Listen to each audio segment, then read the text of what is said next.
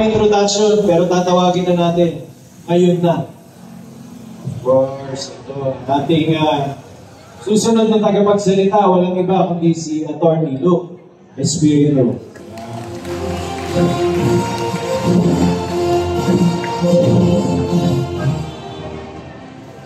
Isiya na lang natin, no?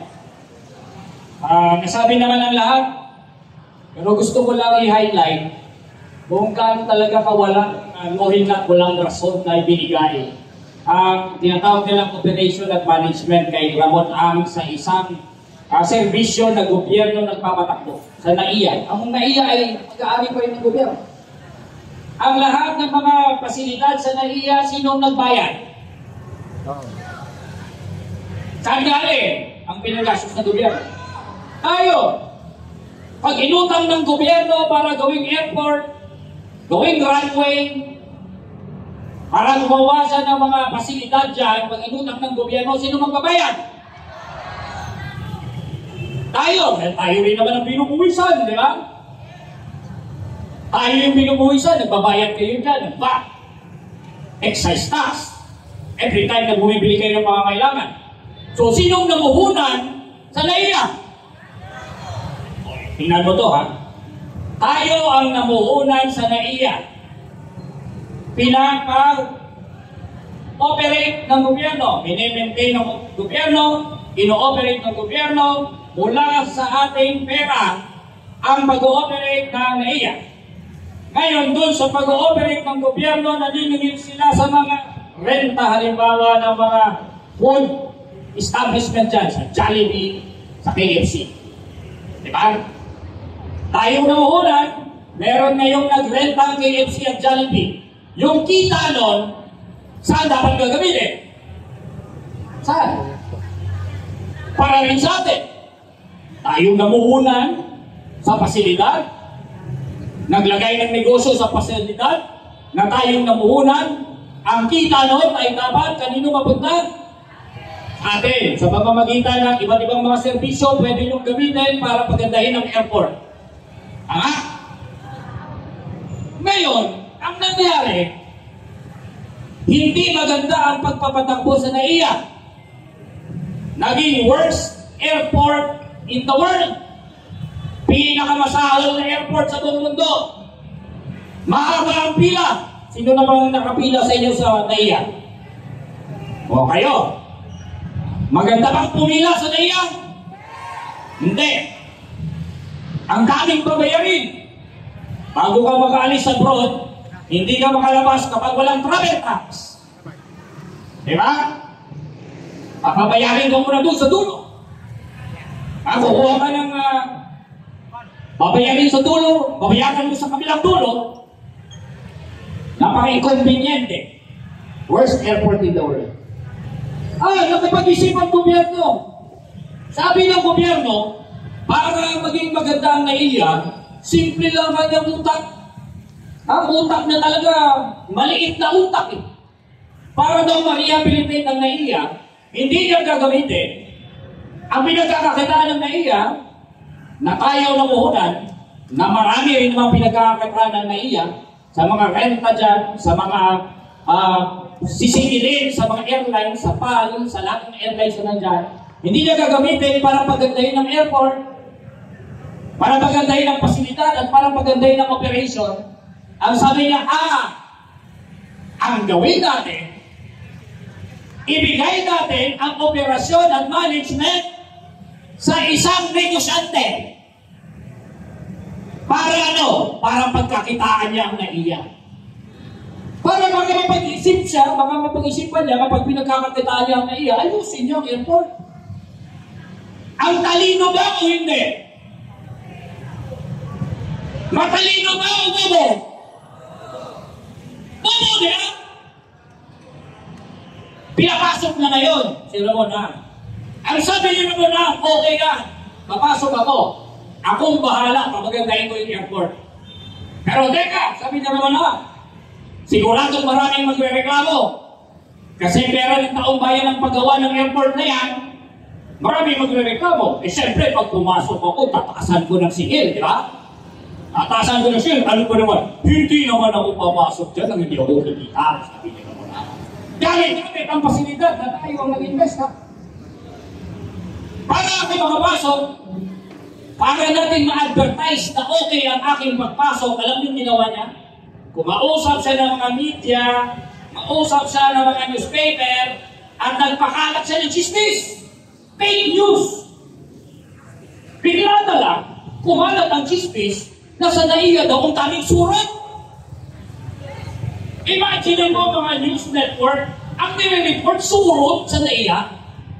Hindi nire-report ang problema sa krisis natin sa ekonomiya, hindi nire-report ang problema sa pabahay, hindi nire-report ang problema ng mga manggagawa, na ang sahod ay hindi nakabubuhay, hindi nire-report ang mas importante, kalat ang report, maraming surot sa NAIA.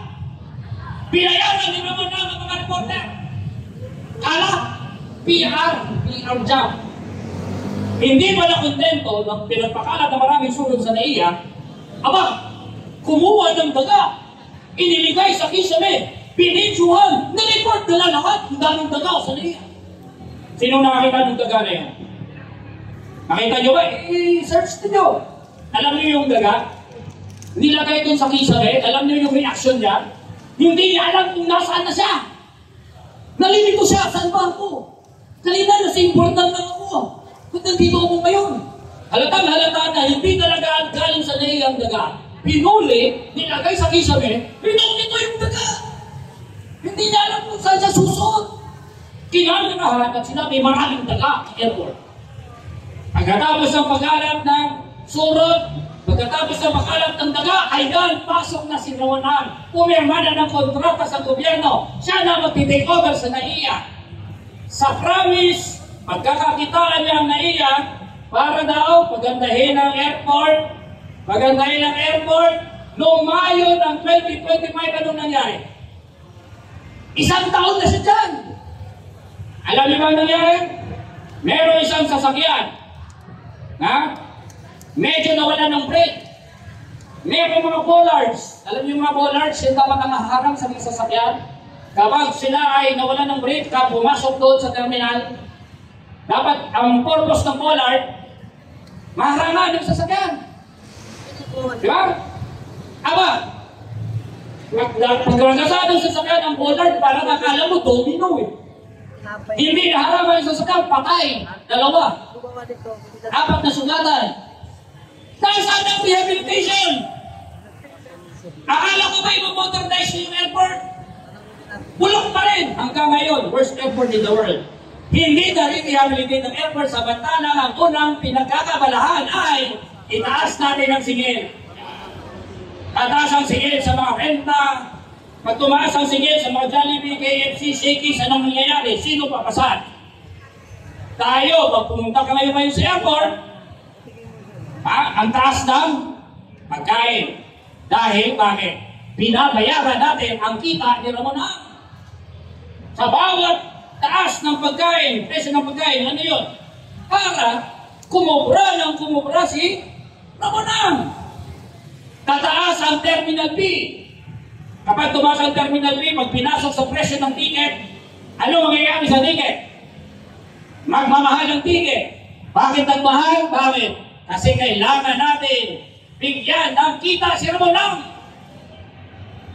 Pag tinasan ng mga fee, landing fee, parking fee, renta sa mga hangar, pag tinasan yun, sinong sasalo ng taas? Tayo! Bakit? Kasi kailangan natin pabundatin si Ramonan. Kailangan natin pabundatin si Ramonan sa isang airport na tayo namuhunan, na tayo nagbabayad, na tayo binubuisan. Pero si Ramonan ang nakikinabang. Nagagalit ba kayo? Hindi. Anong dapat natin gawin?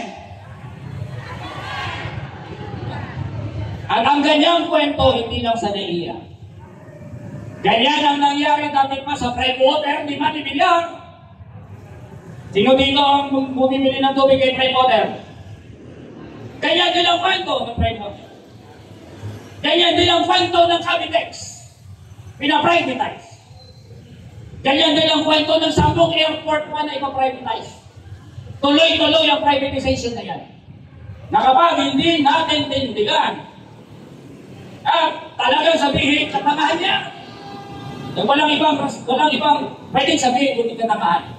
Iniisa tayo sa sarili natin natika. Kung hindi tayo tumindig, patuloy lang tayong gagaguhin ng gobyerno. Ang talon, magpapagago ba tayo sa gobyerno ito? Parang hila, parang uwa. Magpapagago ba tayo sa gobyerno ito? Buhay ngayon lang.